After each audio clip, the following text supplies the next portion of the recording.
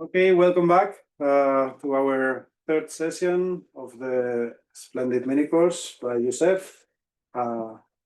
Please. Thank you. And we'll go on with order convergence, and I will say a few words about unbounded order convergence, unbounded norm convergence, and unbounded weak convergence. Also, I will say a little about convergence structure because I don't have enough time. My plan was very ambitious, and time is not sufficient.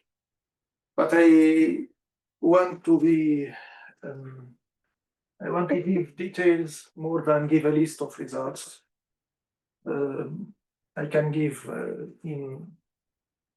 at the end some references. So if one who is following the course want to see more, to read more about the topics, he can find this. I will start today by some remark about order convergence. In order convergence, we deal with a net and we say that it converges to X if there is some other net that is a dominating net. Just in the definition, we can, instead of, in the definition of order convergence, instead of taking a net, we can take a set.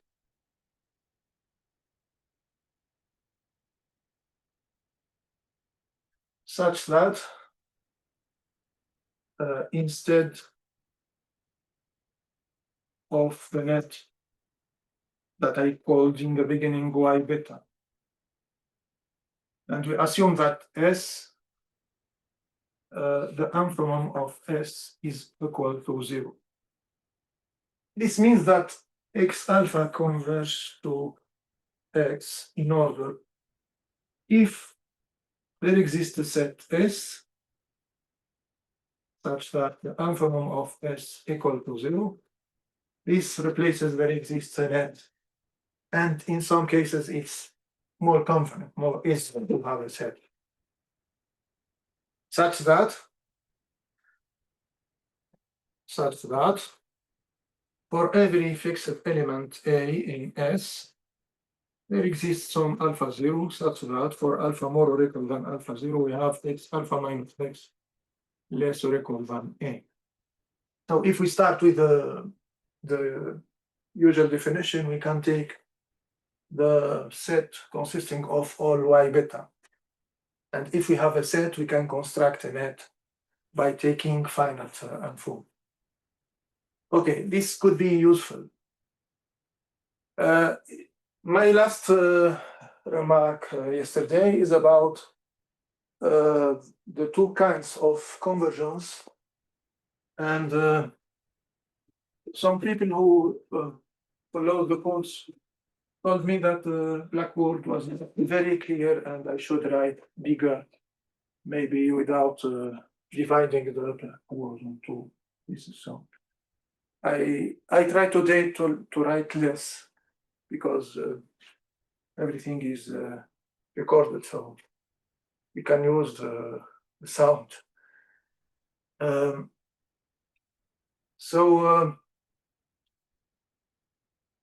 I mentioned one result last time that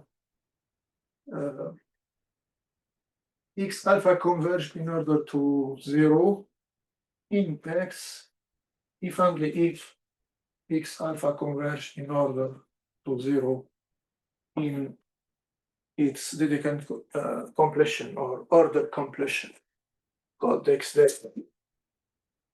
And the most important properties how X sits in X delta are the fact that X is order dense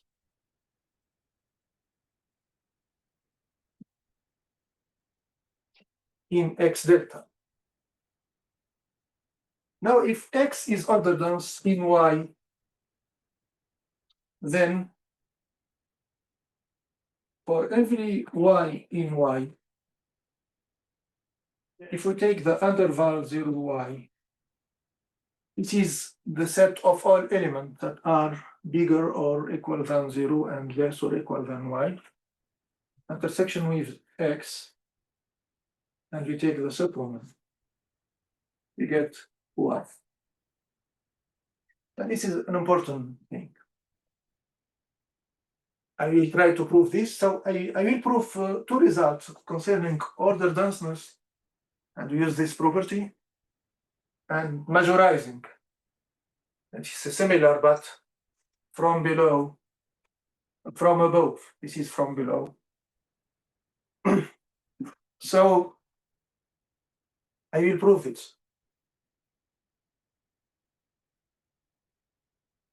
It is clear that y is an upper bound. If I called this set by S, so y is more or equal, bigger or equal than a for every a in S. Also, I want to show that it is the supremum. So if we take another upper bound, let Z be an upper bound.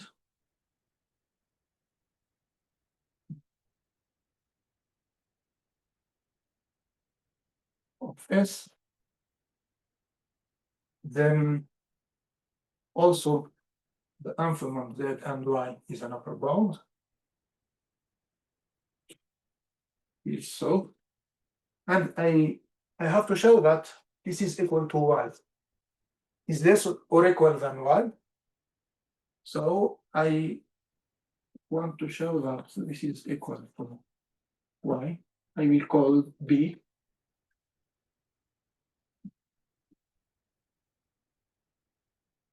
If not, we get B is less or equal than Y. So Y minus B is strictly positive. And by order denseness, so there exists some A in X such that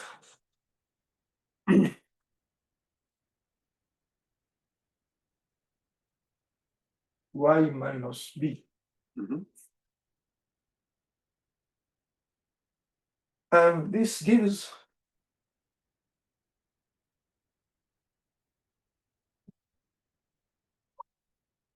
so this. Now observe now that if X belongs to S, then X is less or equal than B. And then X plus A is less or equal than Y.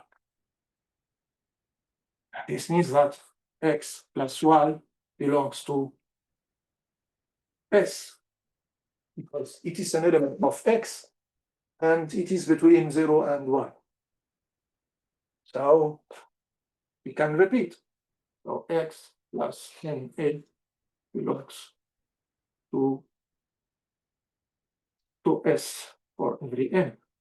And we can take S equal to 0.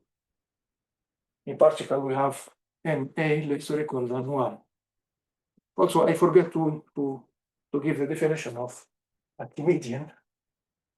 One missing, but it's a very known thing. So all our space are Archimedean, and this means that if we have this condition for every N, then X equal to 0. So here we get a contradiction.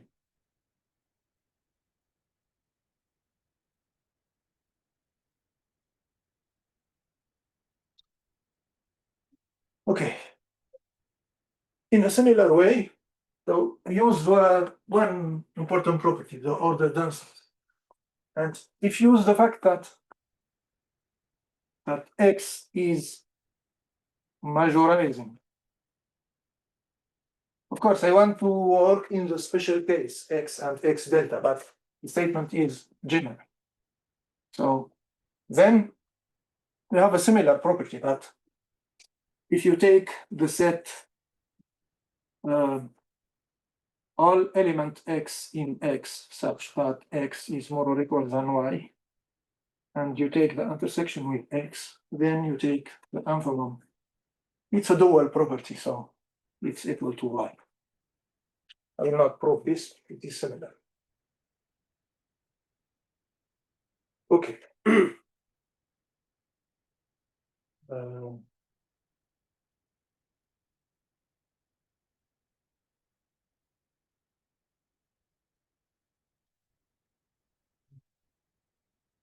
Now I will also give some remark about regular.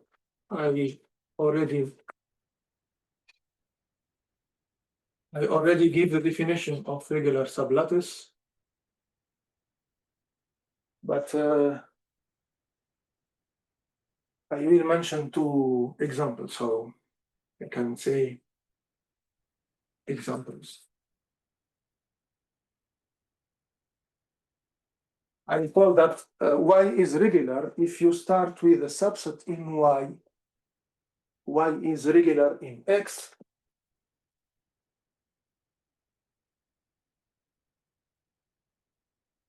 This means that if you start with a subset of Y and you take the infimum in Y, and this is equal to some element, then it is the same in X.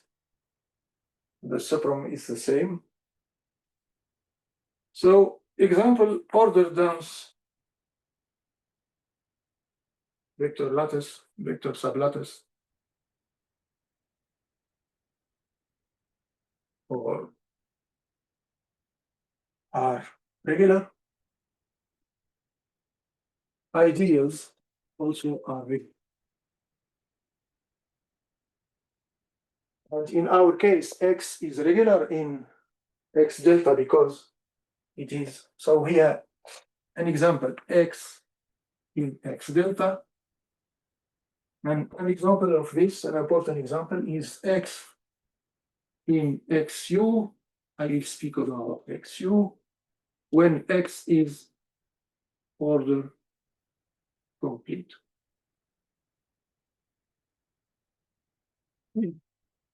Just I will give the definition of XU. The X is a vector lattice. We speak about X delta to make a superspace which is order complete. And we, so here is order complete, order completion. And we can speak of another kind of completion, which is lateral completion. So both plus order completion give you XU. U to indicate it's the universal, right correctly, the universal completion. So it is universally complete. Universally complete means two things. Order complete, I already spoken about, and lateral complete. So we can give a definition very close. Here, order complete, we have two equivalent properties. Order complete means that if you take an empty subset which has an upper bound, then the supremum exists. And we have a property with infimum. Here also it's concerns the existence of supremum for a disjoint family. So this means that every disjoint family has a sub. What does mean disjoint?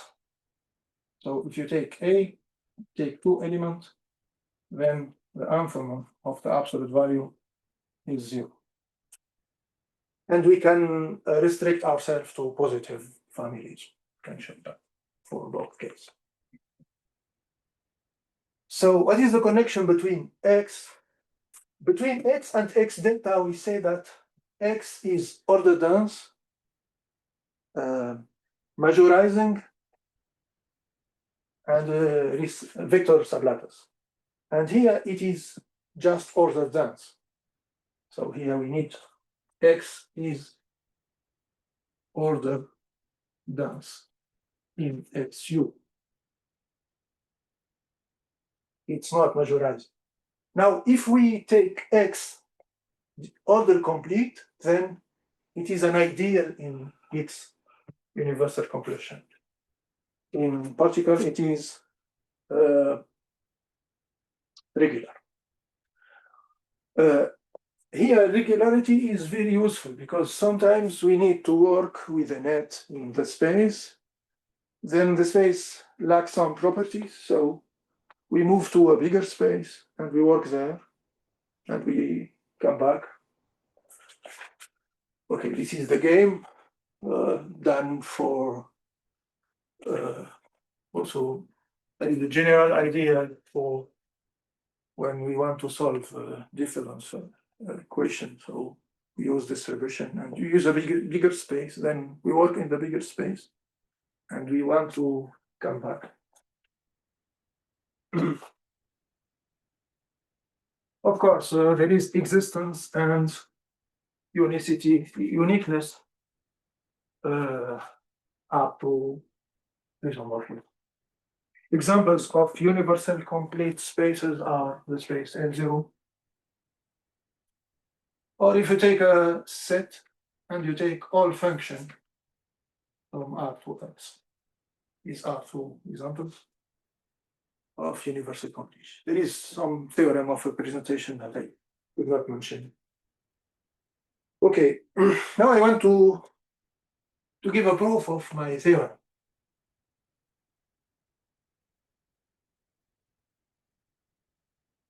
So I want to give proofs in this course. So I assume that X alpha converge to 0 in X. Then X alpha less or equal than some Y beta eventually. And here Y beta is decreasing in 0 in Y. X.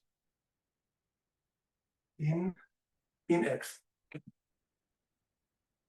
But as X is regular, also in X. And this is Completion. Youssef, Yes, you mean in the completion? in X delta, yeah. In my mind, there is Y and X.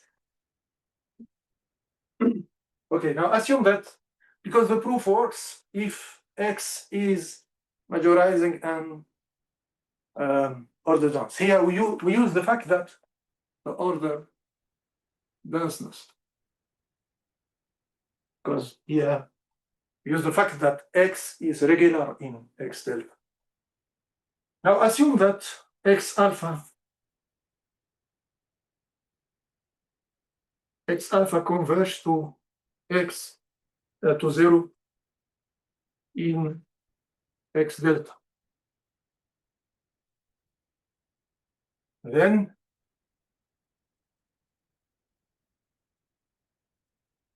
yeah, the proof is a little longer, so I write things more correctly. There is Y beta in X delta, such that Y beta is decreasing with alpha non-zero, and with the property for every beta. So for every beta, the property of definition I will ignore. What we want to here we want something in X. Now we use in the first part we use order denseness. In the second part we use the fact that X is majorizing. And as X is majorizing, if I write Y infinity, just notation, it's equal to the set of X in X such that x more or equal than y.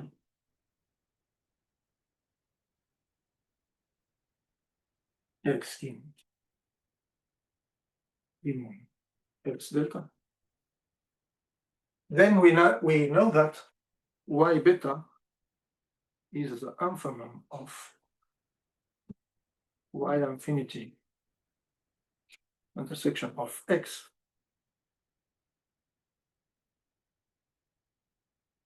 And so I take 0 is the infimum of y beta, and it is the infimum over beta of the infimum y beta infinity intersection x. And infimum commute, so I can just write infimum of the union.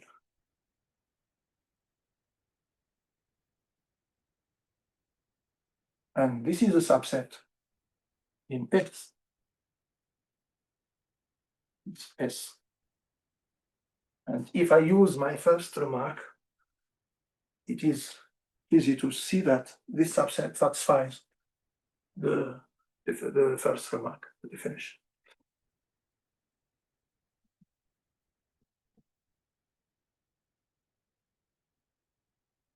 I mean, the key behind this is that you take finite infima on the set S, and then you make a directed set, right? Yeah. This is the only. Yes. To get a net, we take finite. So of course this makes sense. This actually works in vector lattices, but not in general partially ordered spaces, right? Yeah, everything is done in vector lattices. Yes. So we are happy with this.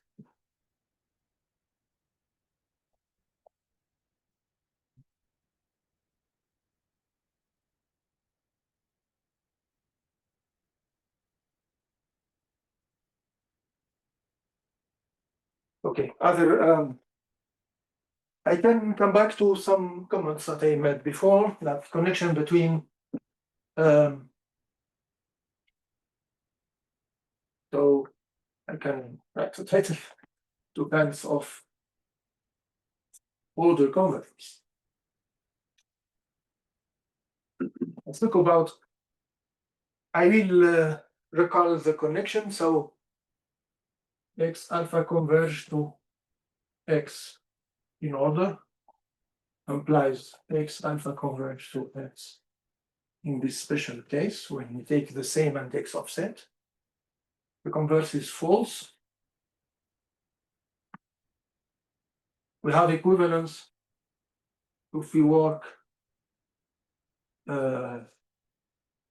if x is order convergence.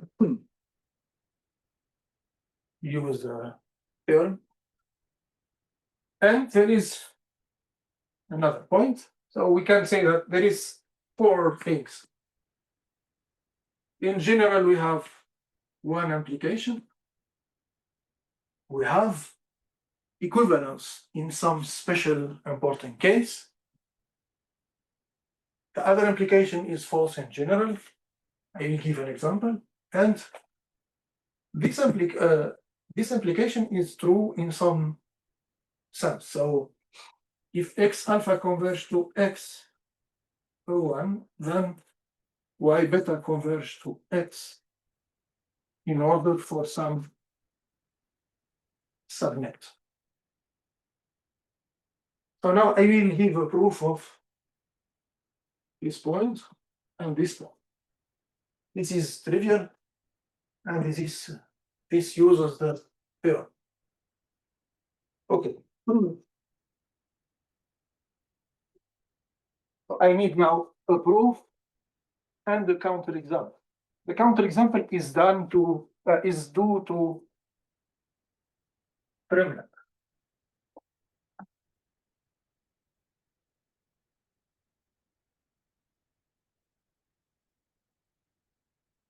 And in the literature, there is some confusion.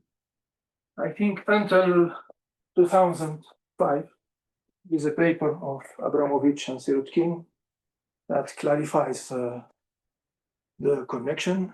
And give the mention the example of shape of Fremlin, which presented in the book of shape Banachlet. So the second point, okay, I will take X uncountable. I will take the same example, not a uncountable set, not a modified, because we can make it more. We can make it simpler without using topology. But it's not so difficult. With the discrete topology. Discrete topology. It means that every one point is open thing. And it's locally compact, so we can consider the one point compactification.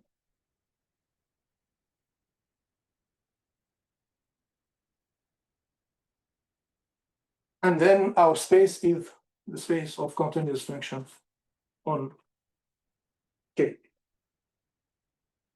Then we take xn in X, such that xn is different of xk when k is different from n. And we take fn, the characteristics function of xn. It is continuous, as this is a closed open set. And we can show that two things, that fn converge in order to 0, but fn does not converge if we use this type of order convergence. Now I need to explain why. So in this case, we need to find some Gn. So if this is false, if not, there exists some Jn such that Fn is less or equal than Gn, and Gn decreasing to 0. But if Gn decreasing to 0,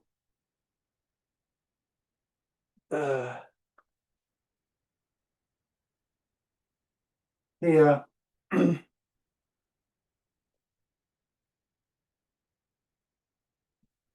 we should have Gn. Okay.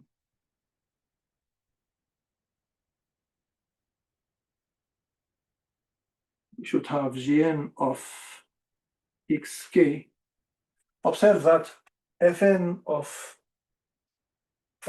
we should have for k more or equal than n, we have Gn is Jk is less or equal than Jn, because it's decreasing. So this implies that if you compute this in xk, then in xk we have Fn of xn equal to 1. So this get that Gn of xk equal to 1. Or at least. No, it's more or equal than 1 for every k more or equal than n. Now, as xn, you can observe that xn converges to the infinity. So this gives that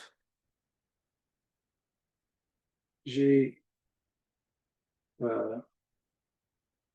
of infinity equal to 1. Please. No, more or equal than 1. Okay.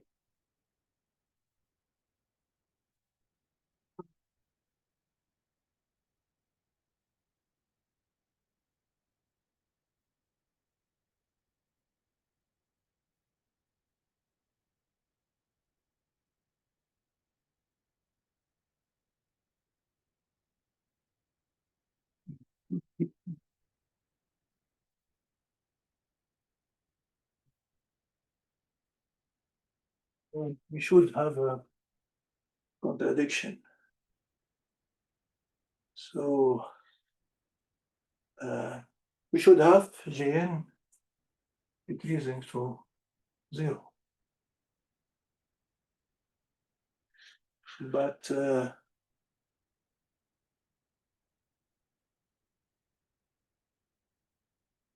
But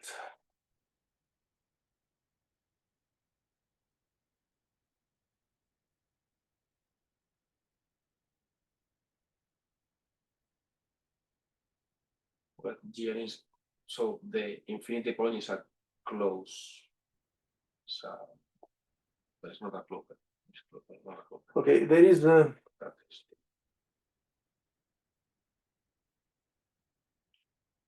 That is V belongs to Vt. So observe that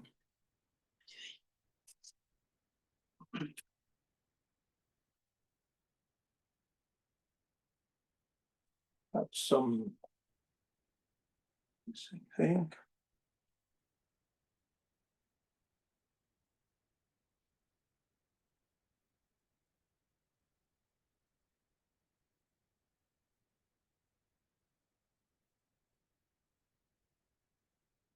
We want to show that this is false.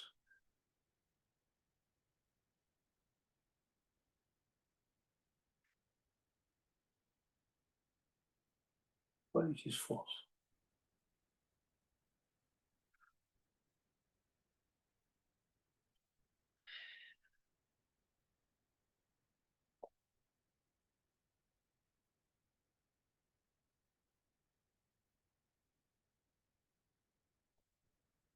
We need to show that the alpha one.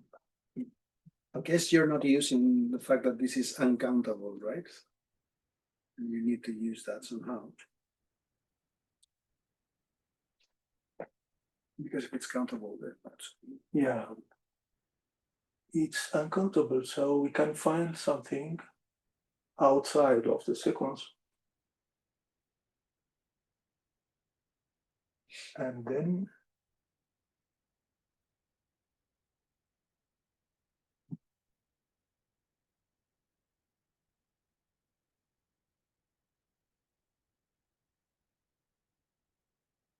yeah, because you get the Gn at infinity is bigger than 1, so there's a huge set where Gn has to be bigger than 1. Or stay away from 0. An uncountable set, right?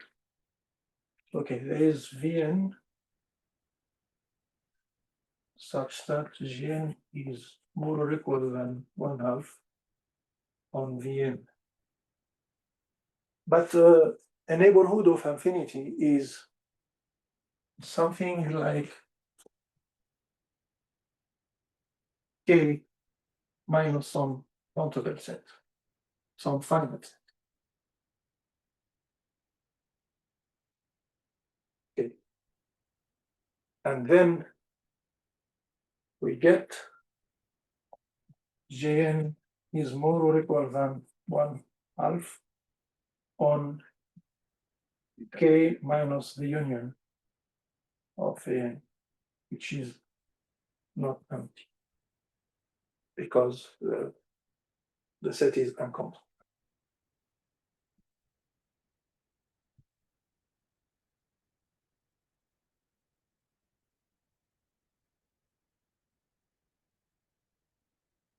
Okay, so the alpha is not 0. Below that, you could put function. Yeah. Okay, for the second part, I want to show that Fn converges to 0 in order to this,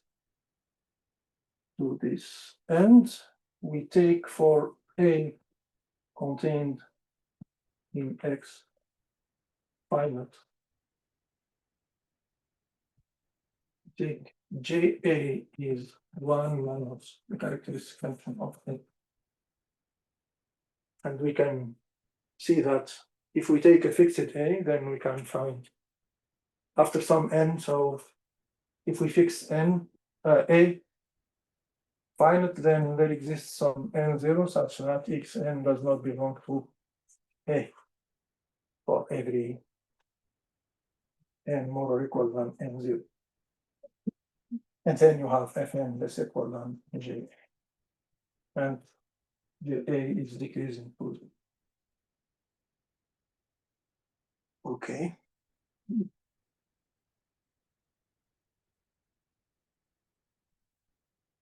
Now I will give a proof of the last result in this circle convection. But if we have a net that converges in order, then extract some subnet. So assume that X alpha converge in order to X. Then, of course, there is some Y bit.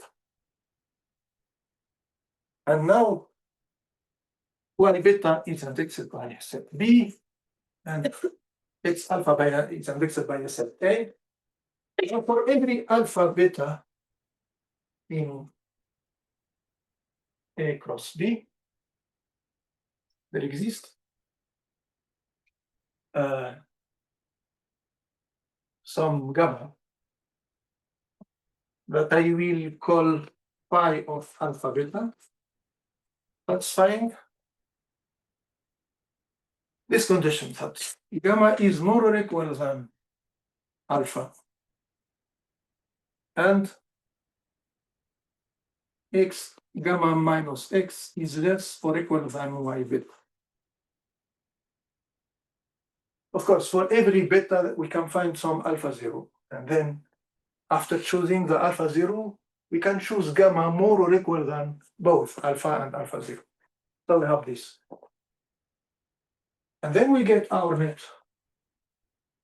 It was surprising that the proof is so easy, but it was not known for a long time. So the net is, I can index the net by alpha beta equal to x gamma.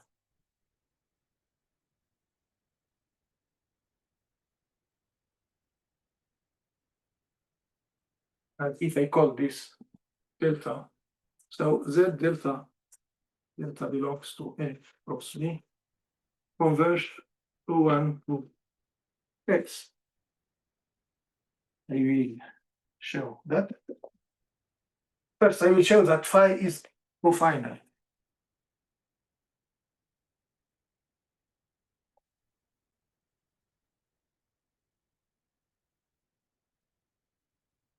It's gamma. What does mean cofinite? That if we fix some alpha zero here,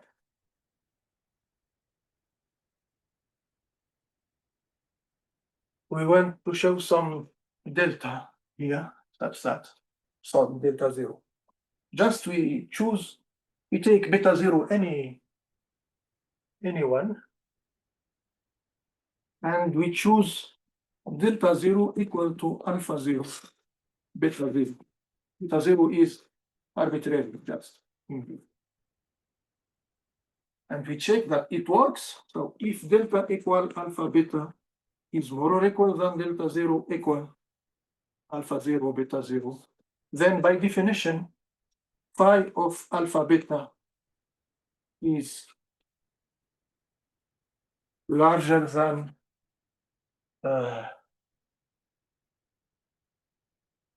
alpha, but alpha is larger than alpha zero. This is the order, the pointwise order here. Delta is larger than delta zero, means that alpha is larger than alpha zero and beta is larger than beta zero. And it's okay. So cofinite is very easy. And now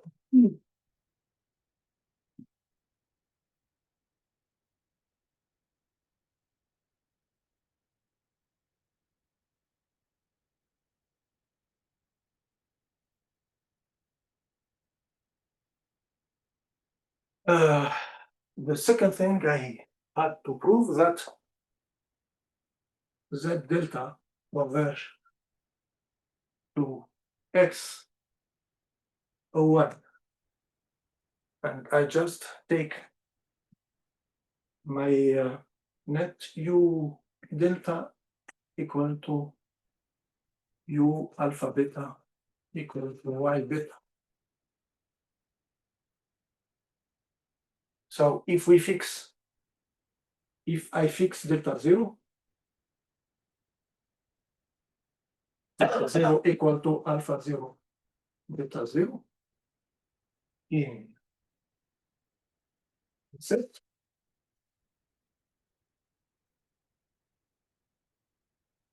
then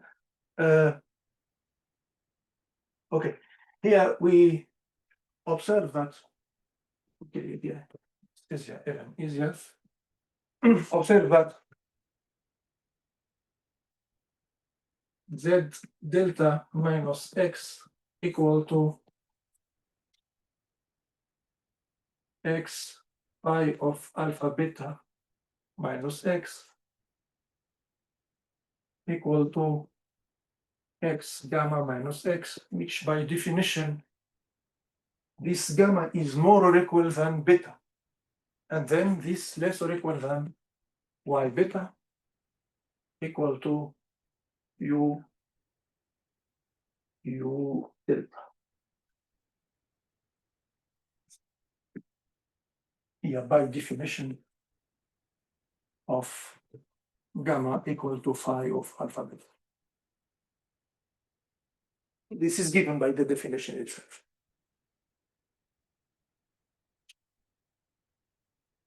A very similar idea was used to show that a cluster point is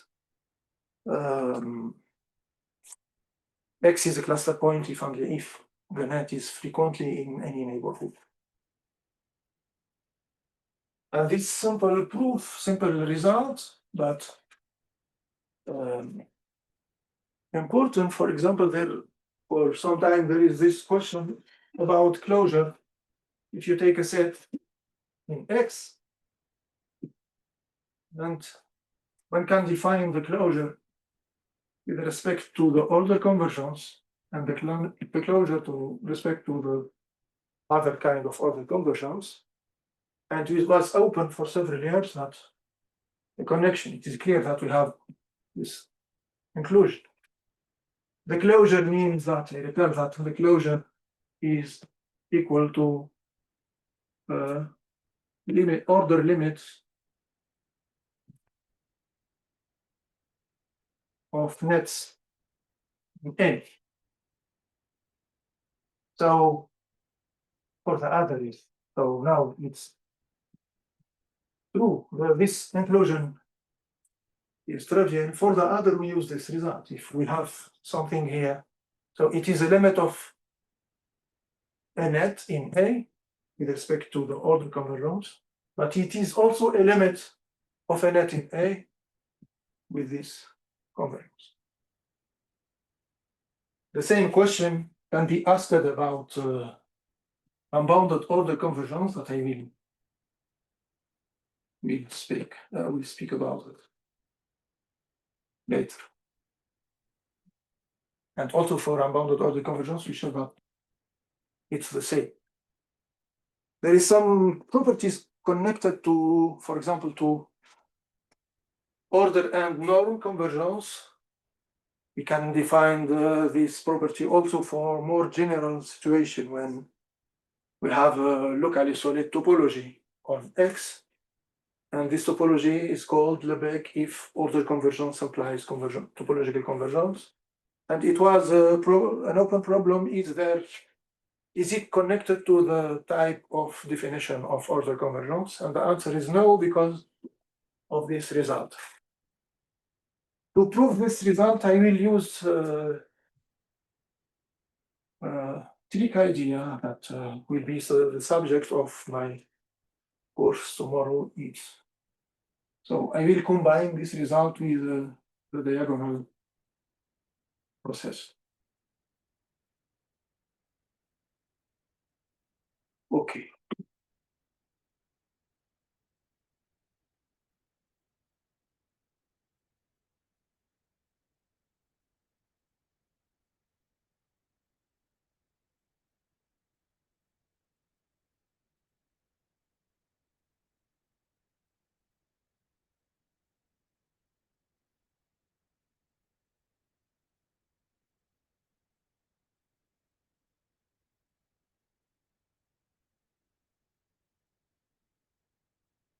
Yeah.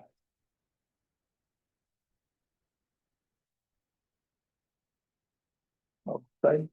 It's 10. We make a break. Okay. So I will stop to speak about all the conversions because I want to tell some others. Unless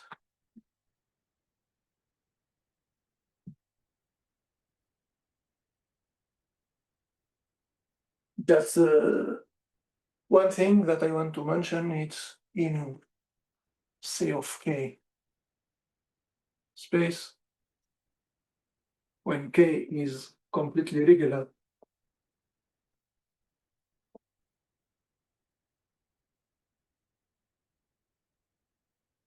Completely regular means that if you have a point, the space is Hausdorff, and we have this property.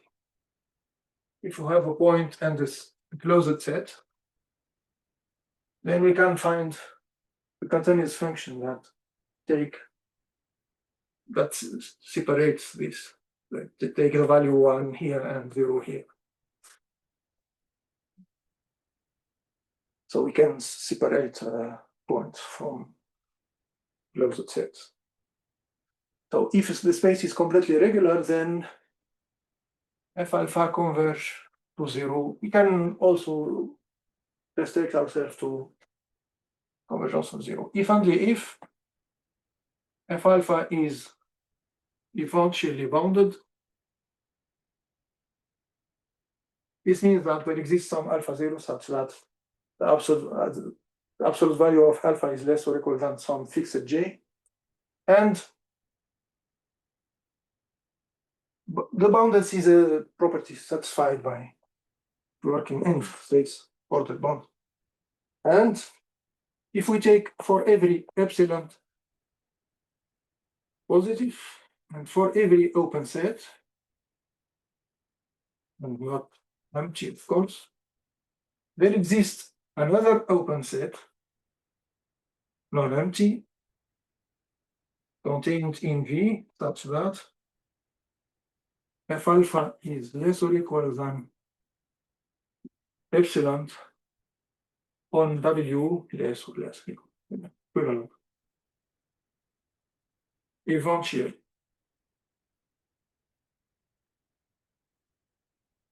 this is not empty, of course.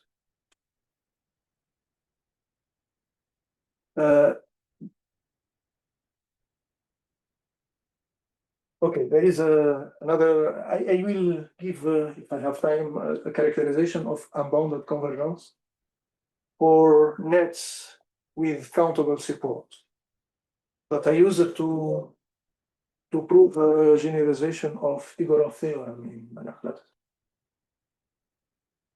Okay. Now I want to speak to another kind of convergence called unbounded convergence.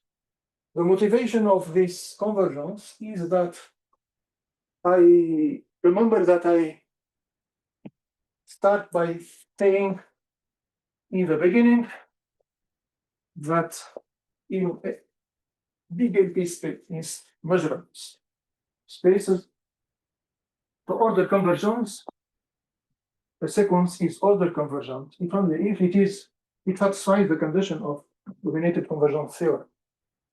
And in the dominated convergence theorem, there is a domination by some function, and there is the convergence almost everywhere. And if we ignore the boundedness, unbounded order convergence, we get exactly this kind of convergence. So I can make the same remark in LP spaces. I can converge to F UO. We use this abbreviation among all in order, if only if Fn converge to F almost everywhere.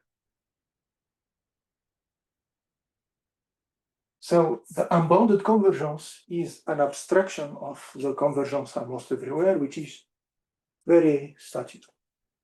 Probability space, it's almost surely. And for example, in small LP spaces, the convergence is the pointwise convergence.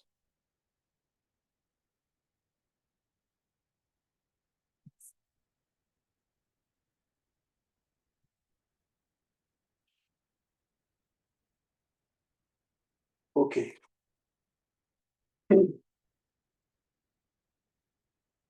I give now the definition. So X alpha converge to X UO, unbounded order, if for every U in X plus X alpha minus X alpha of U converge in order to 0. So we come back to convergence in order. And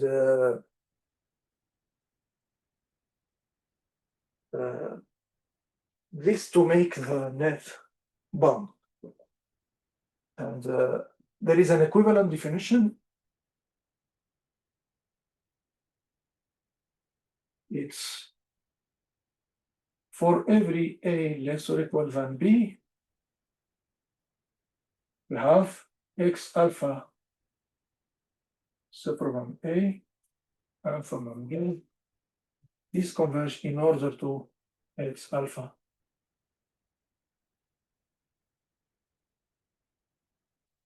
And the same, also we can take A negative and B positive.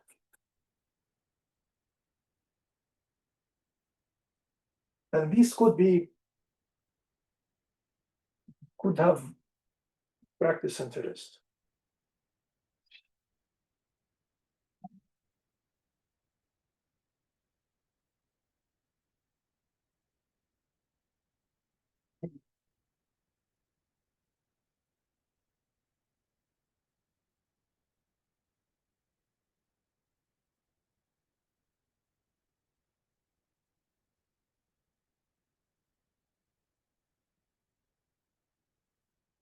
So a very famous result due to Komlos deals with unbounded or with convergence almost surely in or almost everywhere, was generalized via this notion of convergence to Banach lattices. And not only the definition, but also there is a statement that are more general, and there is also important proofs that use the order structure and avoid the technicity of measure theory. And I will talk about after the break about this. Just I mentioned the statement that in L1 of P is a probability measure. If Xn is a norm-bounded random variables, then there exists a subsequence Yn and an element Y in L1 such that the Césaro means of every subsequence of this subsequence converge almost surely to 1. Note that this is a generalization of the strong law of large numbers. But due to Kolmogorov, the strong law, we have xn and dependent, and with the same distribution.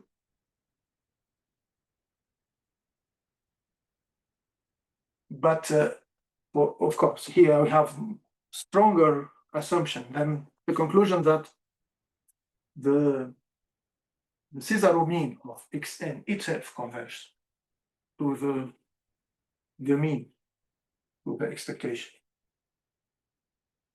Here, what we get, we have only bounded. So after the result of Comless, I think it's done or 7, I'm not sure.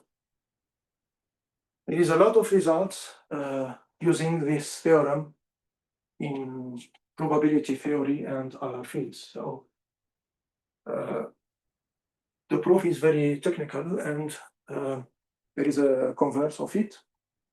I will mention later. It's okay. Can we take a break now? Please. Okay, take a 10-minute break.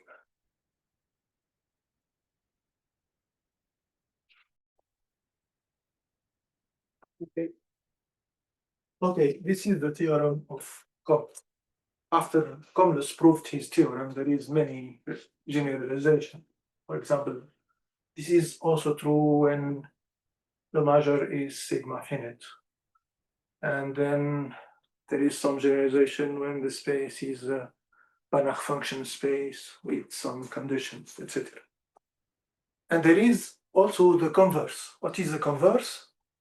Then if we start with the set A that is convex, contained in L1 of P in the beginning, satisfying this, the conclusion of Comtes' theorem. So every such that, I mean that every sequence xn in A has a subsequence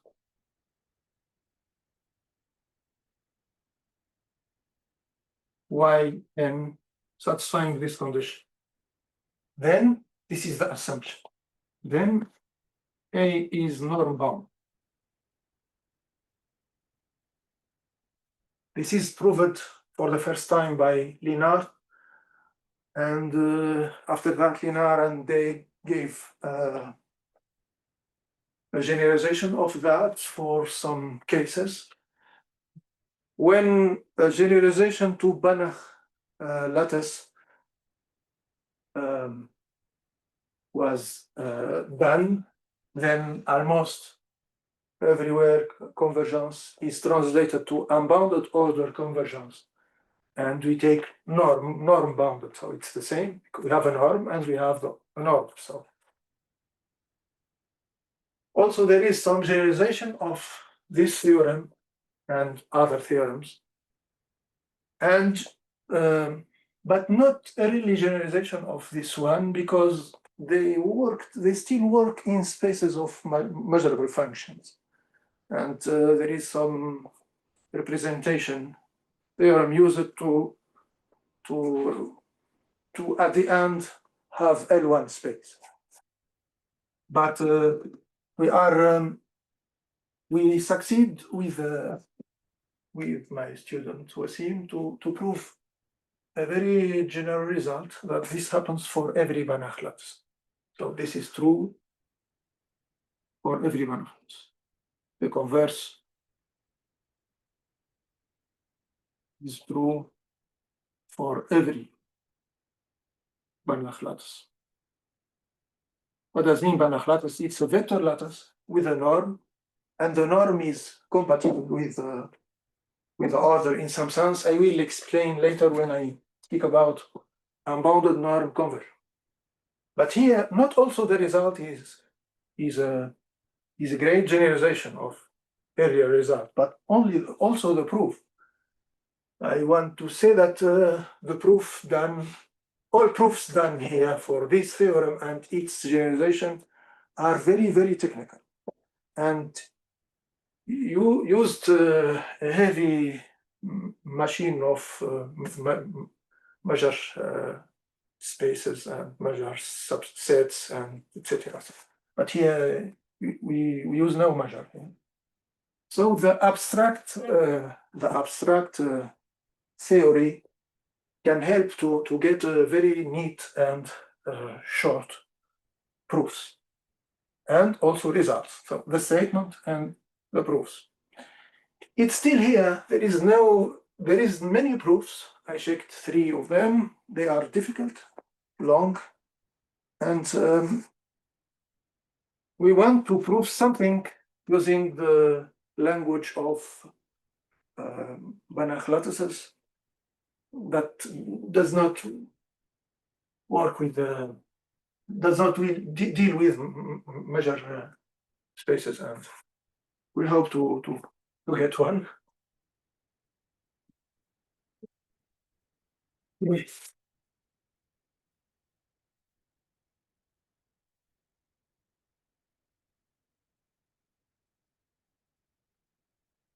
To check that a net is unbounded order convergent, the definition said that x alpha minus x alpha mu converge to 0 for every u positive. Of course, I didn't mention that this convergence behaves very well with algebraic structure and lattice structure. But if we have some special element u, if E is a weak unit, weak order unit, this means that the band generated by E is the whole space. I will take E positive. All this means that also for every x in x plus, x from NE is increasing to x.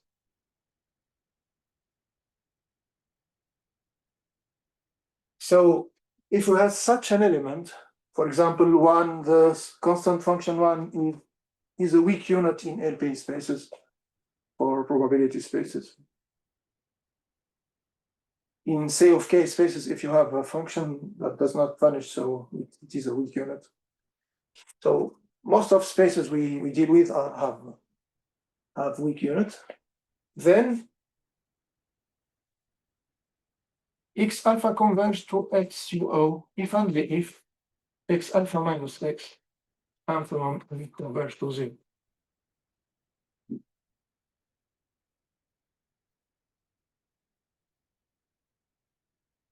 Okay. We can get more general result, not with element, more general.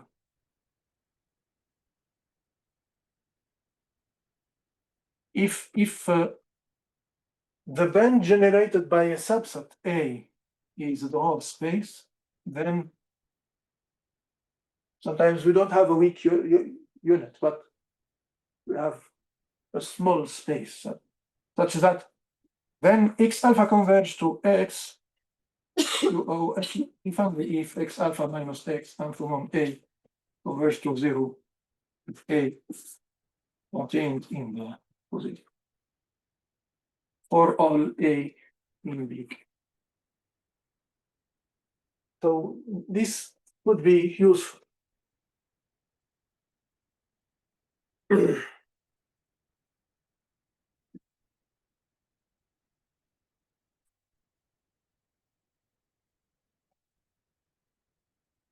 Okay.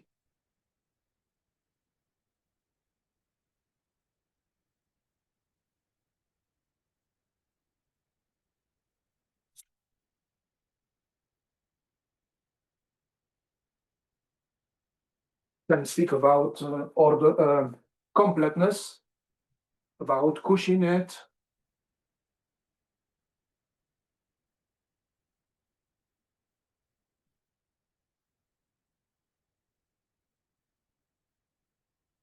about. There is a nice result that characterize regular sublattice. So y, let y be sublattice of x, then the following are equivalent.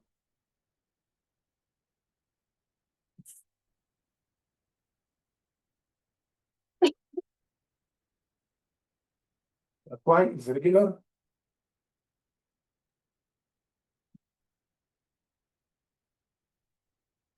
Y alpha converges to y in y. UO implies that y alpha converges to y in x. And the third that we have in fact equivalence.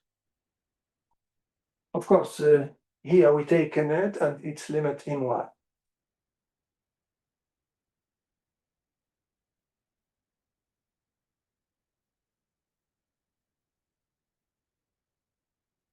In particular, the special case that x alpha converges to x in x if only if x alpha converges to x in its universal conversion. If you start with a net and its limit in x.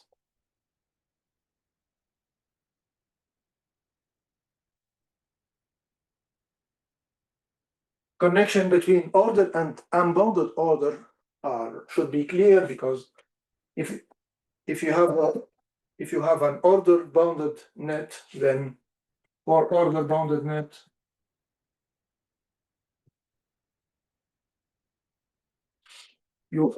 UO convergence implies so x alpha converges to x, UO implies x alpha converges to x in order. The converse is usually true. The converse is true in general.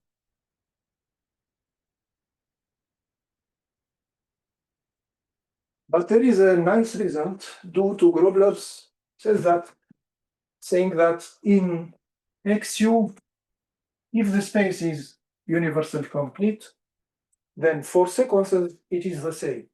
So xn converge to x UO equivalent xn converge to x in order.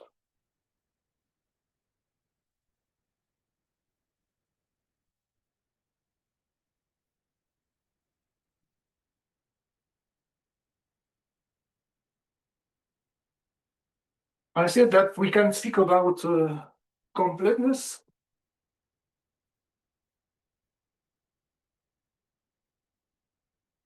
So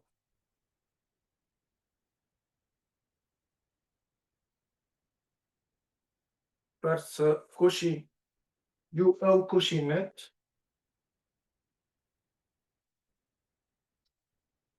This means that x alpha minus x beta and x by alpha beta converge UO to 0. And UO complete means that UO Cauchy net converge. You are UO convergent.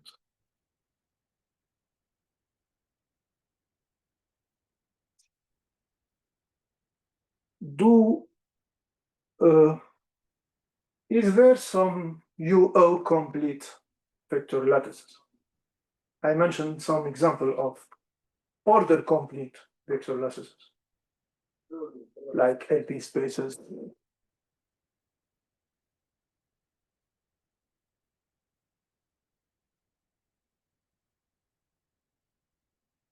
There is a theorem here.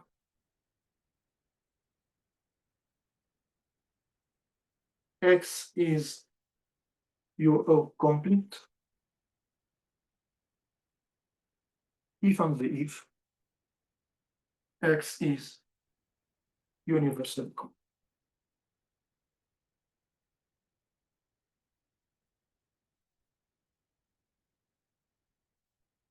the proof is not easy. Technical.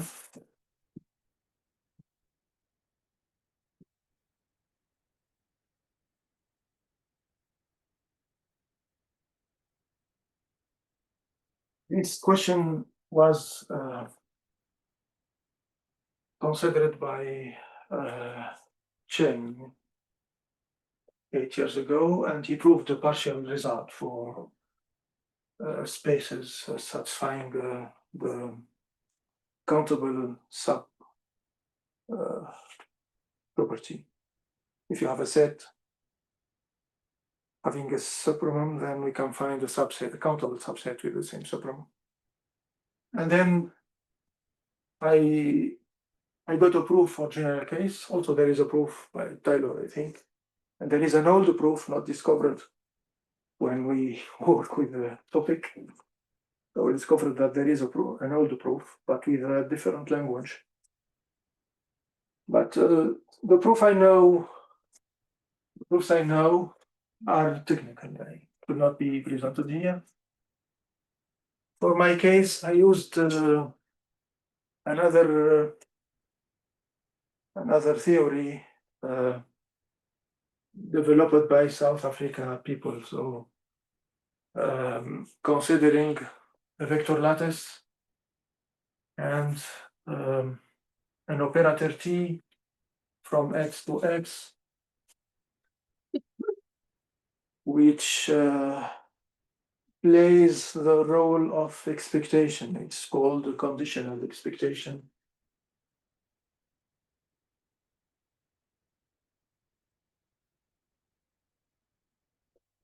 So it satisfies some condition, like it's a projection, positive, order continuous, etc. So we assume here that the space is order complete and has a unit. Then maybe this is a link that I can make to move to the unbounded Noir convergence. Don't have time to say more about this. Of course, there is a sequential version of this. If we deal only with sequence, the result is true also. If this happens for sequences, then there is an equivalence between order completeness for sequences and lateral, sigma lateral completeness. And here we consider an operator T, not a function, satisfying some condition. And this is a generalization of the condition expectation. If you work with L1 of omega sigma E, and we take any sigma subalgebra, I will take F. We take G is sigma subalgebra. So we can consider the condition expectation given G, and this is a projection positive. It maps the constant 1 to 1 and satisfying some order continuity. Then we get a generalization here, and we get a nice theory. So we want, instead of L1, we start with X order complete plus a weak unit. The weak unit is the role of 1, and an operator T, which play the role of the condition expectation.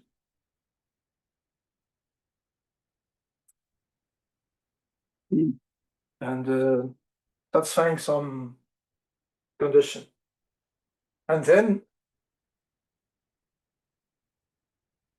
we can define a vector valued norm,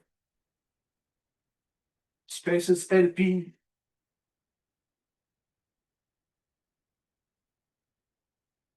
we can define the vector valued norm, simply this. We can take the norm P. Here we use function calculus to define this. And for infinity norm, it's more complicated. I will ignore. Then we can, for example, this can be connected to convergence in probability. So convergence in probability for general in measure can be defined like this. So xn converge to x in probability if only if the expectation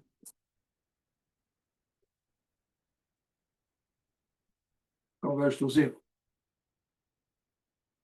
Now, if you take this theory, this could be generalized like this. In these spaces, xn converge to x in some sense, if only if t of xn minus x and from e converge to 0. And we can show that e is sufficient. We can take any u positive here. Another way to generalize convergence in probability is what we called unbounded norm convergence. This is a vector valued norm, but we can define the norm. Now, another kind is to define the unbounded norm convergence. We work here in Banach lattice. X is a Banach lattice.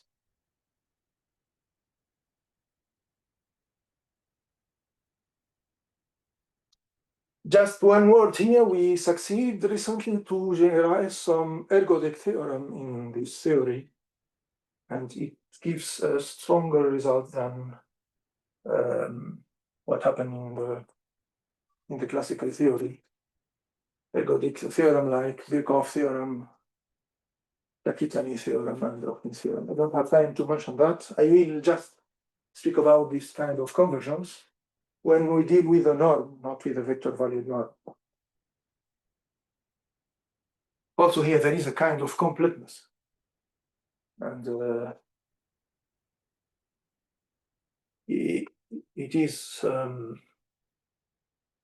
a difficult problem to show that spaces LP are complete with respect to this norm. Here also completeness can be, there is a sequential completeness for sequences and for nets. They are different.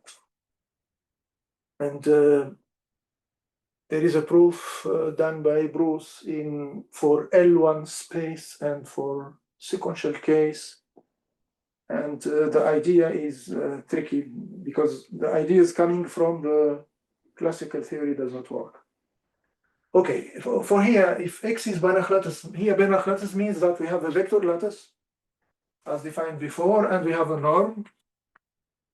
And this norm behaves very well.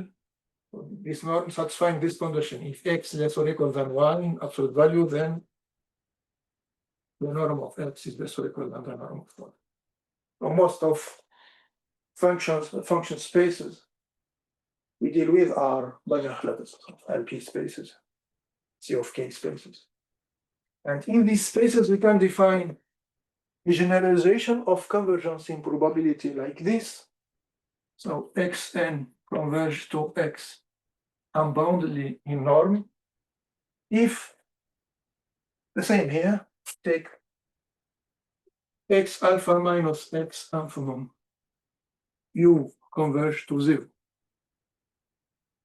Here we did not have a weak unit, so we look for an element that this happened for every positive U. And it is a question, is it possible to find one element such that the convergence can be checked with this element? And the answer is yes. This is the result. Which element can play its role?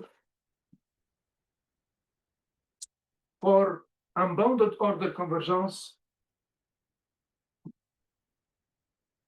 elements are weak. We prove that there is equivalence. For weak unit. Weak unit means that the band generated by E is the whole state. And in this case, you have this theorem. You take X a Banach space, Banach lattice, and the following are equivalent. You can take E positive. So X alpha converge to X UN if only if X alpha minus X alpha E converge to 0 in not. And this is equivalent if we deal with sequence.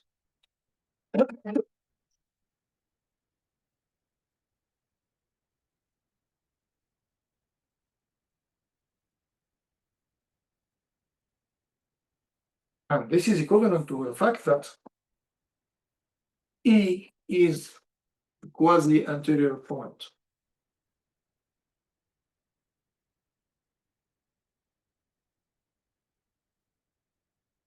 This means that the ideal generated by E, the closure of the ideal generated by E is the whole space. Or also equivalently, for every positive X, X infimum and E converge to X in norm now.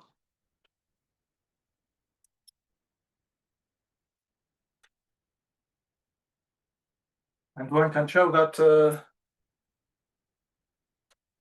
quasi-anterior point, it's called also topological unit, if you want to keep this notion of unit. I will say topological unit.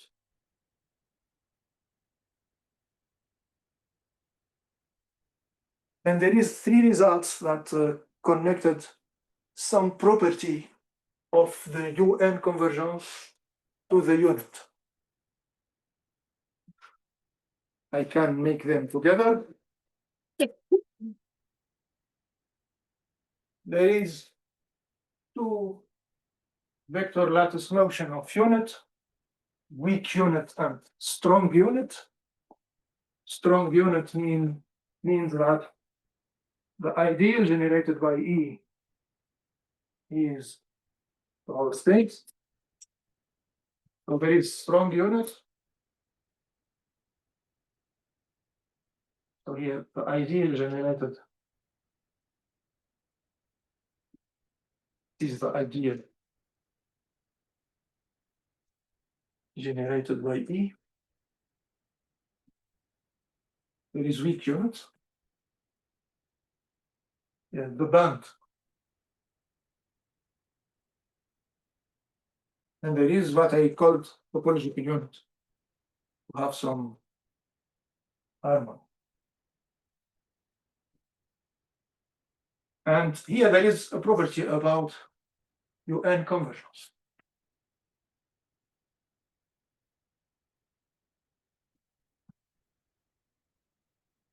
To have a strong unit, it's a strong condition. Then here, UN convergence, UN topology, it's equal norm topology. Here, for weak unit, UN topology, I forgot to say that, contrary to order and unbounded order convergence, which are not topological in general, UN convergence is a topological, and I will give a base of neighborhood or 0, half time. So UN topology is metrizable, here, UN topology is metrizable. And if we have a topological unit or quasi-anterior unit, we can define a distance here, which gives the UN topology. this distance. And here UN is stronger than a metric. So there is some metric such that UN convergence implies the convergence with respect to this metric, but the converse, I'm not sure. I want to mention that topological unit, though strong, this is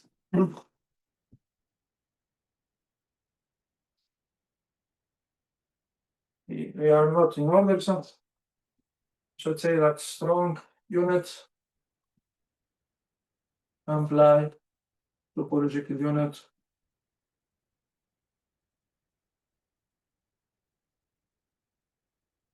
imply weak unit.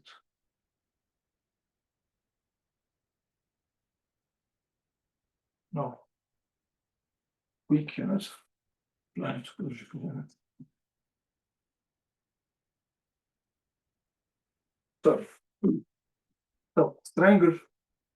strong unit means that the ideal generated. So this imply that the closure and weak unit is the ideal. Close thing. The band, right? That's what What is the connection here? We have topological unit. This means that it's a weak unit. Yeah.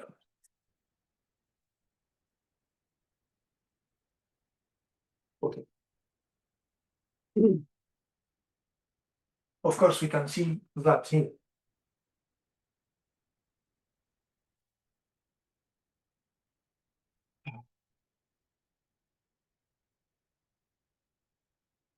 So you have 95 minutes. 25. So I mentioned that UN convergence, like convergence in measure, is topological convergence.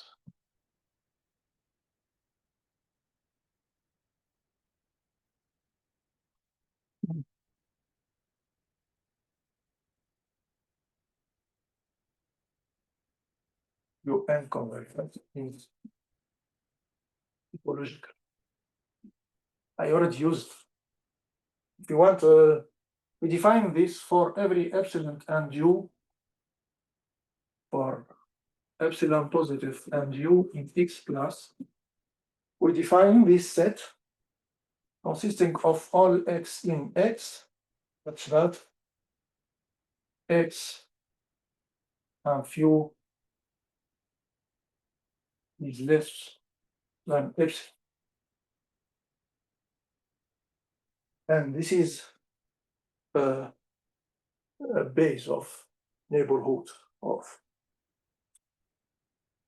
This is a base of neighborhood of 0.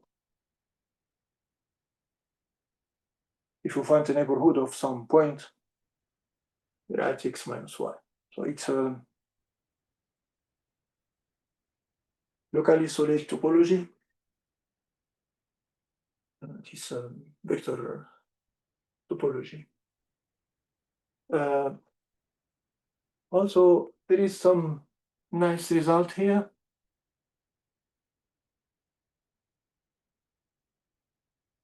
If you take this neighborhood of 0, then we have two possibilities. So this is contained in the interval minus u, or it contains a non-trivial ideas. In fact, it contains, I will write it better, or there exists some v positive such that the ideal generated by V is included in this.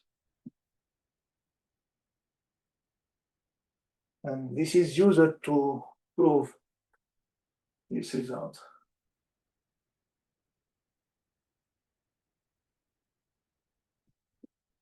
In general, your N convergence is not material if you don't have a quasi-interior point. And so we can speak about UN continuous function or UN compactness. So there is some notion like UN compactness and UN continuity.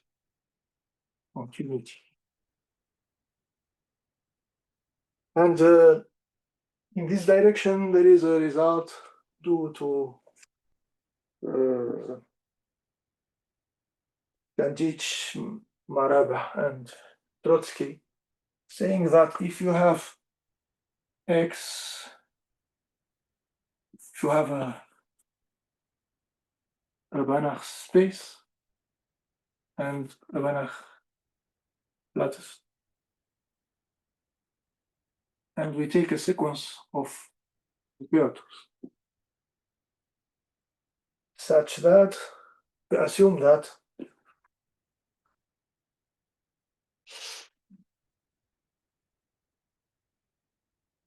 Tn converge to T in L of Ex,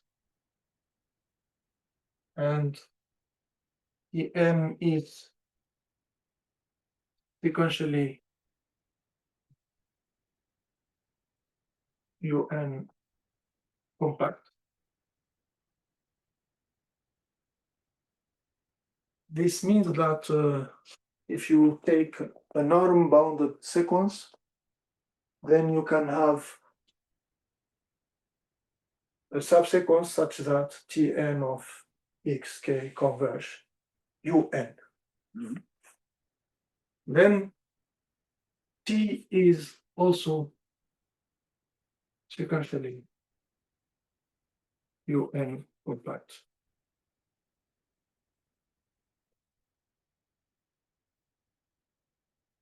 There is some cases when they studied UN compactness. So in some cases, UN compactness is equivalent to the sequentially case.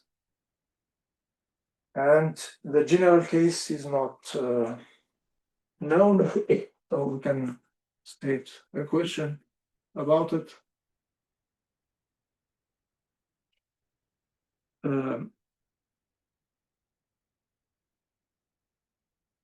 Give a necessary and sufficient condition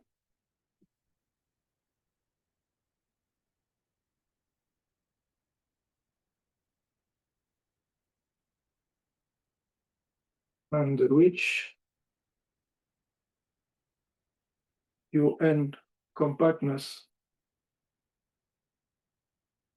is equivalent to sequentially UN compactness.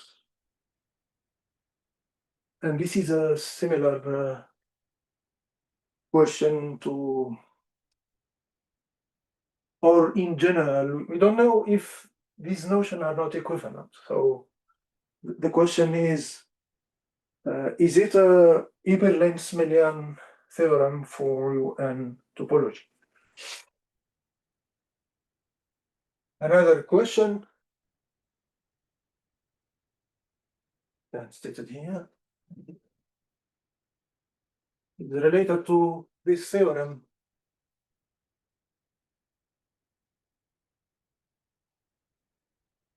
The theorem says that sequentially UN compact operators is a closed set in L of Ex. So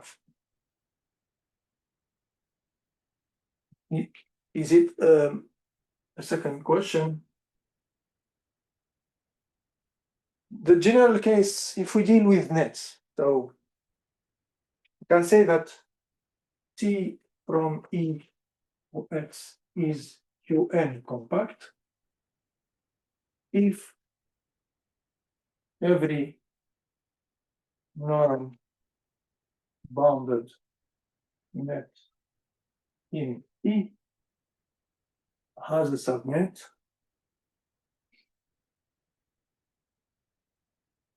I can say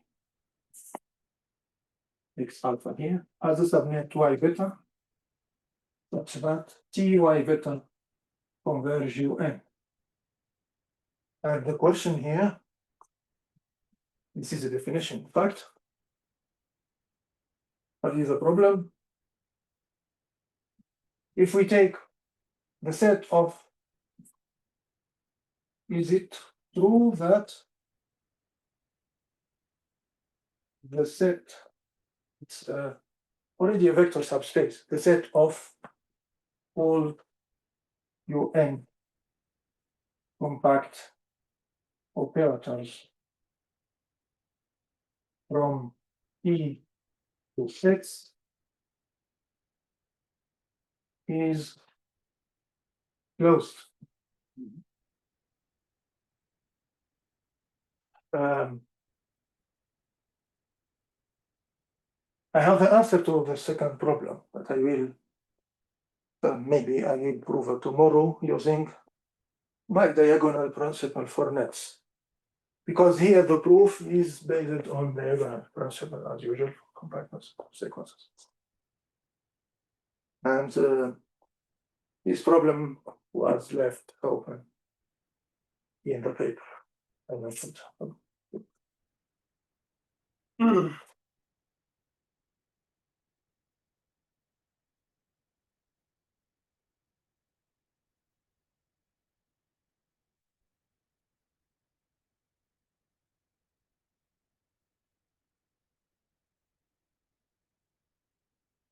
But this question seems to be more difficult about Iberlin-Smiljan. It's about. And we can state another question. If we speak about unbounded absolute weak convergence, because the Iberlin-Smiljan theorem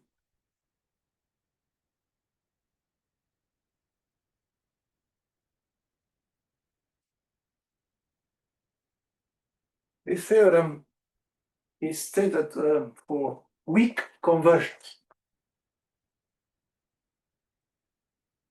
For weak convergence, compactness is equivalent to sequentially compactness to be countable compact.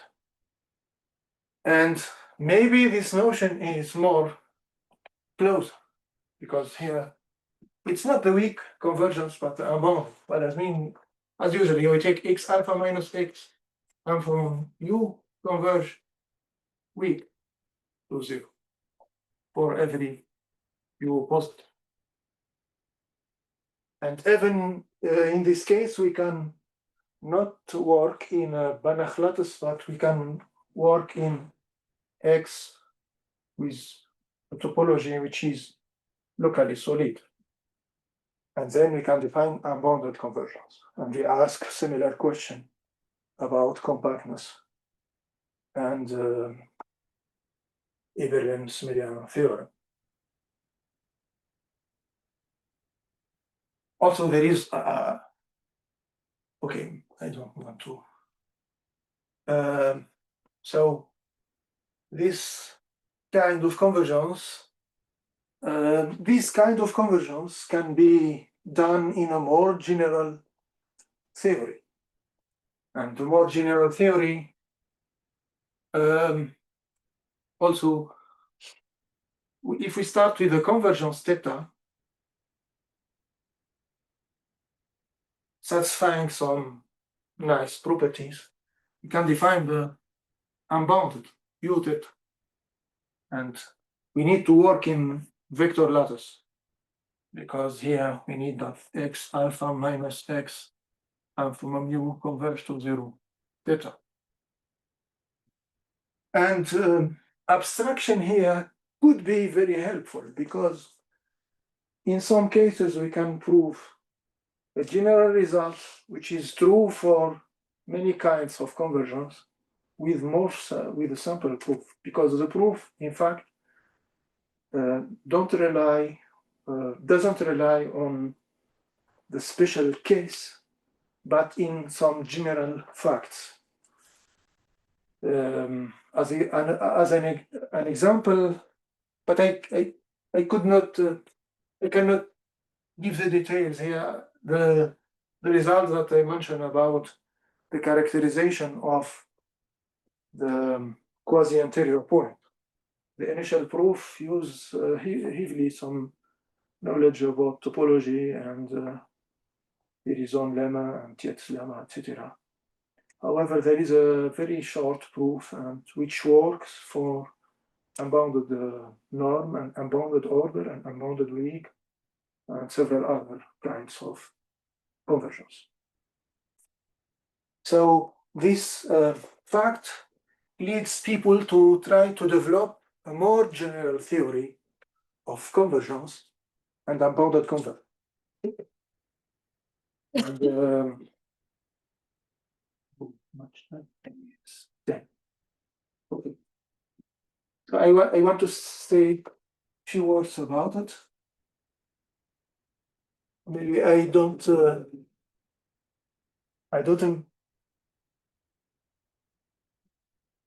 write down my reference.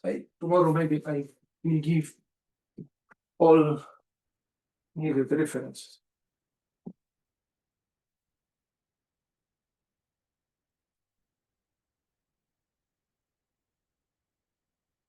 So there is a theory of convergence.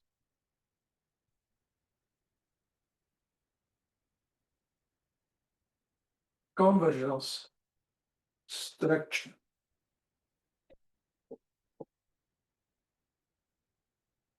For convergence structure, there is two parallel theory. One developed with filters, and another developed with nets.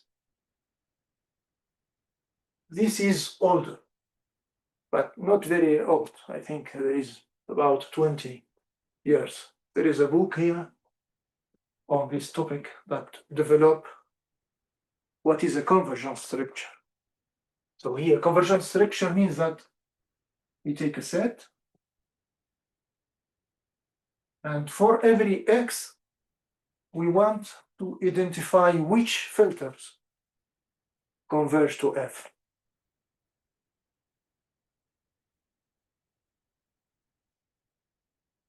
This means that we need some map. We can call the theta this convergence. We need a map from the set of filter, all filter of x. No, from for every x, yeah, from x to the set of parts of filters of x. And for each x, what's theta of x? Theta of x is the set of all filter such that F converge to x. Okay, but we should understand this like that. So we should understand this map. Theta of x is a set of filter, and we should understand that a filter is in theta x for us is a filter that converges to x. So instead of writing the filter is here, we write like this. And we need to impose some conditions on this map. Natural conditions are free. It is very, in general, conditions are three. In the definition of order, of equivalence relation, of many things, we have three conditions. So here we have three conditions. If we take a filter generated by X, what is the filter generated by X? It's the filter consisting of all subsets containing X. So this in our mind should represent the constant the constant net equal to X if we want to think with net. So this converges to X with this notation. So we prefer to use this notation. The second, if we have F converge to X and J converge to X, then F converge to X and F is contained in J, then also J converge to X. And the third, if F converge to X and J converge to X, then the intersection converge to X.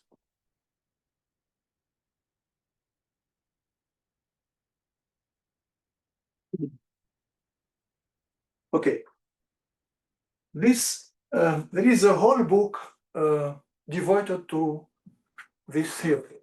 So there is convergence, continuity.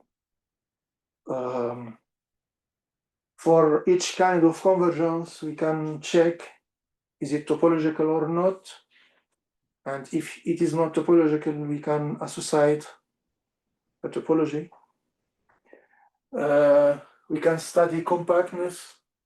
There is generalization of some results like Ascoli-Arzela theorem, etc. So there is a whole theory.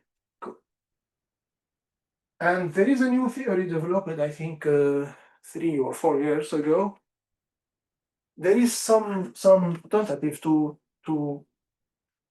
get a generalization of this theory with nets, but the satisfactory approach was developed 3 years ago, I think, by Trotsky, von Harm, and Corradi, I think. I am not sure of. I will give tomorrow the reference. And there is also 3 conditions. And we show that the theory with nets is equivalent to the theory with filters. And there is connection to move from one theory to another. And if we are good with both, we can choose if we have a property to prove or statement to check. So we choose the theory that is more solvent. So conditions here are 3 also. But maybe I need to introduce some terminology. So constant net, if x alpha equal to x, then x alpha converge to x. This is equivalent to this. The second condition, which is equivalent to this one, if we have x alpha converge to x, then not every subnet, but it's called the quasi subnet. So, and if you take y beta, the quasi subnet of x alpha, then y beta converge to x. And the third condition, which replaces this one, if we have x alpha and y alpha converge both to x, and for every alpha you take z alpha, one of them, then z alpha converge also to x. What the quasi-subnet? The quasi-subnet is is a net such that